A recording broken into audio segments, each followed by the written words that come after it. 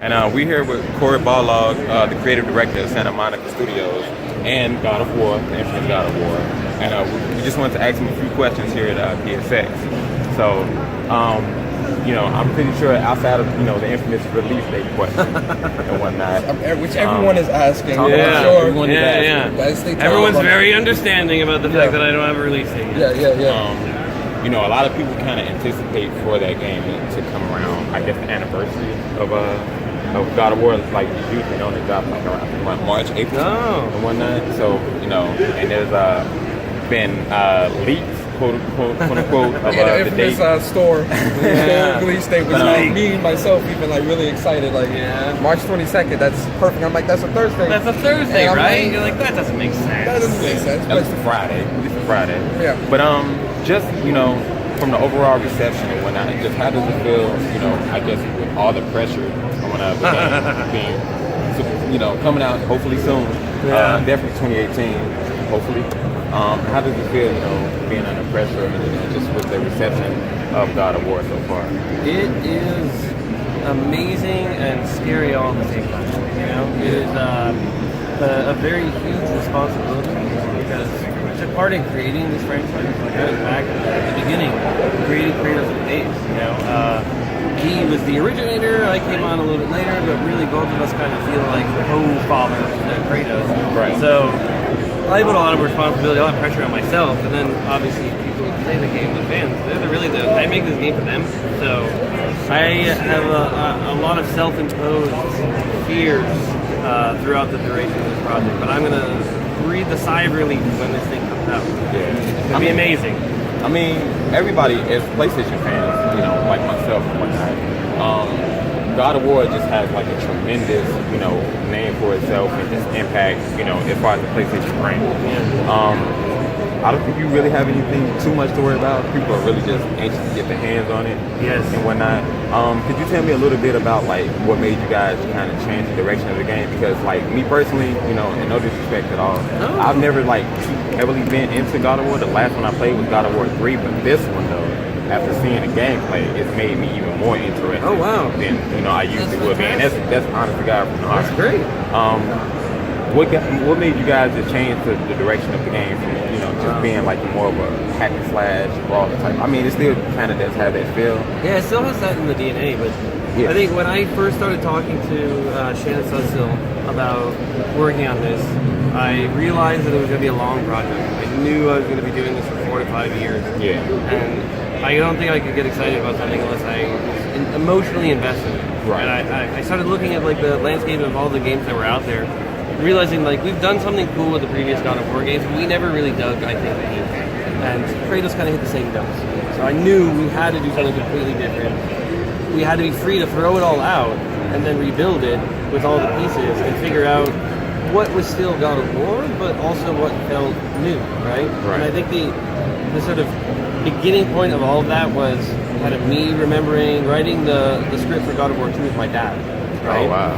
And it's a very interesting experience. My dad is amazing. I've learned so much creatively from him. But, you do anything creative with anybody, and there's friction and tension.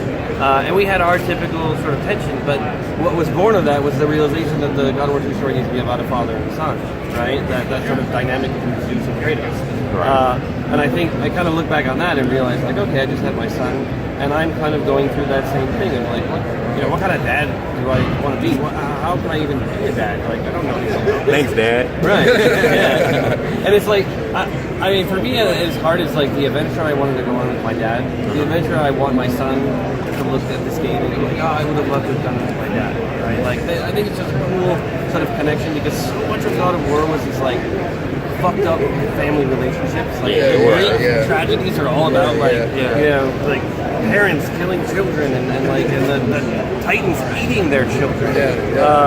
It's bizarre and tragic, and I think Norse mythology has this fun sense of whimsy along with this sort of sense of community and family. So I was I think this is fantastically good.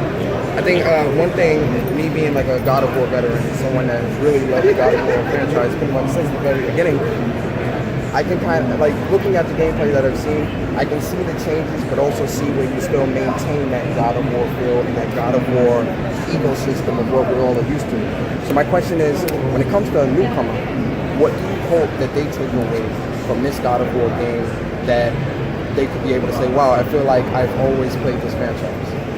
Wow. I mean, that phrase right there of like you walk away from it feeling like a connection with it, a deeper sort of root to it, that's awesome. Like I would want a new player to look at this and go like, I really want to understand who this person was. To me, I feel like it's like chapter 2 of Kratos. Chapter 1 was all the games in Greece, right? His Greek era. And that is kind of like the origin of this tragic figure. And then what happens to this tragic figure when he has to press on, right? He can't die. He's cursed to walk the earth forever. And there's only so long you can be pissed off, right? That you can really kind of blame everybody else. But what happens when you make a different choice, you look back at yourself and go like, oh, maybe this is my fault, right? And then seeing that reflected in his kids, like all the dumb choices he made, he's seeing a lot of those same choices in his own kid and making some of the dumb choices that his parents made. So it's kind of this return to the concept of the cycles, the cyclical. But the new player, I hope, walks away from it, one, feeling like this game is so fun to play, right? I think that at its heart, God of War is always a pick up and play, like, I was going to pick the controller, I was having fun. Right away. But we really want to invest even longer, like it is a bigger adventure, so it takes a little bit to get into, but I think the story that we've written kind of draws people in. What we've been finding is like, you know, those first 2 levels just kind of fly by for most people. They're just like, oh my gosh, this is amazing. Like I'm right into the story, and then you can kind of open things up a little bit for them and say, all right, you can sort of have a little bit of agency, check things out. So that actually leads me to my next question, because I remember yesterday at the keynote you said that this game is going to be between 25 and 35 hours. Yes. Now normally with God of War games, we know that they're about 12, 15, 18 hours maybe. Now one thing that I've seen with a lot of dev diaries and a lot of interviews, they say they don't plan for the game to be that long, but as you get into the development cycle, they kind of just, oh, well, we can add this. So with God of War, was that something where you kind of had a set time, and as you started to get deeper in the development cycle, it was like, the story we're trying to tell, we have to really just really lengthen it out? It's a little bit like that. It does feel like it gets away from you a little bit. Like I didn't really have a set number of hours, but I had a scale and a grandeur of this story that I wanted to tell. I think the first pitch I gave to one of the team members, they said, us and what other teams are going to be doing this? Like, how many other people are we going to get because this thing's too big? So it was more of a refusal to cut certain things. So we already had the roadmap, and it was like, as we got further along, it was like, I just don't want to get rid of these things. Let's figure out how to make it work. And it was different. Like this type of game, like none of us in the studio have ever made something like this before.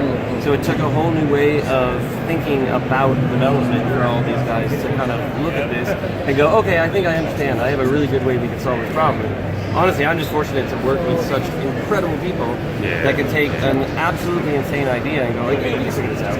Now, so everybody that does watch this, I know a lot of people come to ask this. I'm going to ask it again just to be able to say with Jackstick. And so what's up, PlayStation.com and Mind of a Gamer, can we get a release date? Exclusive. Oh, an exclusive release date. Absolutely. Here it goes. When it's done. All right. Do you have anything else? Yeah, just one last question, and this is maybe trivial to some, but it's important to me. All right, I'm a PlayStation fan. All right, and 2 things that I always ask everybody: do you guys have any plans to drop a good dynamic theme? And like good one, yeah, because a lot of music. This is my complaint with Sony. Period. I'm sorry, y'all, but they drop a lot of things. They just don't have any music. It's just like it looks good, but I want to get into it. I want to get music. The whole thing. Yeah, I want the whole shebang. Yeah. So not only that, but will you guys like have like some type of share factory thing or something? You know, share factory. Yeah. I haven't thought about that. The dynamic theme, I could say, if we're gonna do those, they're gonna be big. Do them big. Yeah, we're not gonna mess around with that. All right. So I gotta say, I'd like the 20th anniversary theme. Yeah, that's the one I have on my PlayStation almost all the time. With little floating buttons going by. Yeah. So good. The classic sounds from the early PS1. Yeah. Brilliant. Yeah, but that's pretty much it, man. Yo, thank you very much for your time. Thank you. Definitely don't want to hold you up too much longer.